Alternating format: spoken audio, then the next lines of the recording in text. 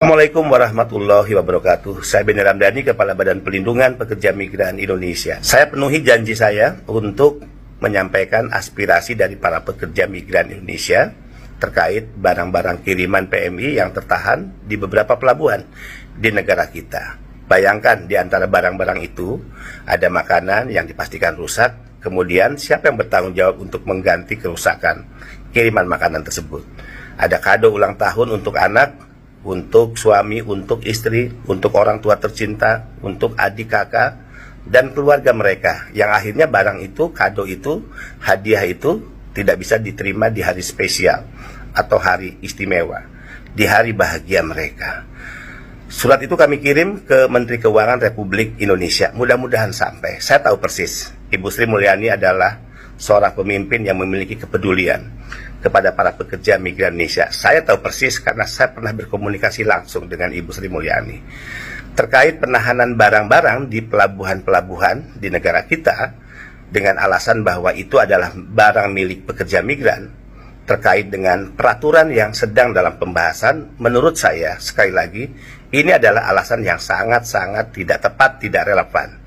Karena pembahasan peraturan yang terkait dorongan revisi Permendag dan juga dorongan lahirnya peraturan Menteri Keuangan tentang pembebasan barang milik PMI, relaksasi pajak atau biaya atas barang-barang milik PMI, tidak harus solusinya dengan menahan barang-barang. Pengecualiannya adalah peraturan tetap dalam proses pembahasan hingga saatnya diketuk dan disahkan, tapi lalu lintas barang keluar masuk milik PMI tetap harus berjalan.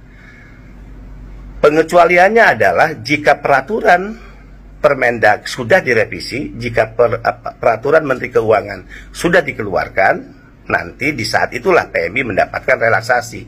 Nah, sepanjang itu belum, maka konsekuensinya belum ada kebijakan negara tentang relaksasi bagi barang-barang milik PMI. Sederhana, jadi tidak ada alasan untuk menahan barang-barang milik pekerja migran Indonesia. Semoga Ibu Sri Mulyani mendengar jeritan hati para pekerja migran Indonesia. Barang-barang itu diberi dari darah dan keringat mereka. Mereka berjuang meninggalkan tanah air, kampung halaman, keluarga tercinta, termasuk anak mereka, istri dan suami. Dari gaji yang mereka dapatkan disumbangkan pada negara ini 159,6 triliun.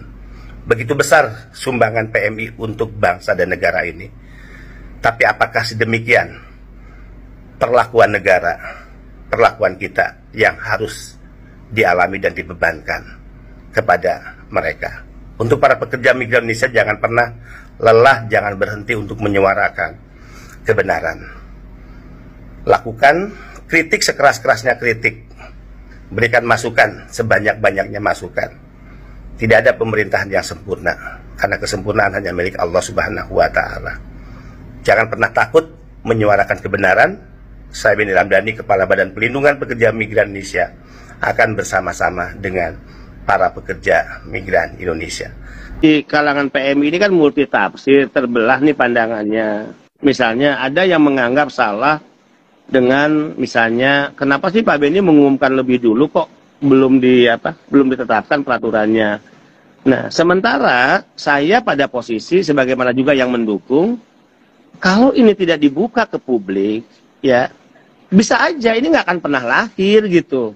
Nah, sehingga saya ingin menyatakan bahwa ini adalah keputusan yang saya ingin bocorkan lebih dulu deh, agar ketika ini dibocorkan kepada publik, publik ikut mengawal gitu. Nah, gua udah tahu, awas lo ya kalau lo nggak keluarin, awas kalau lo nggak buat aturannya kan gitu ya.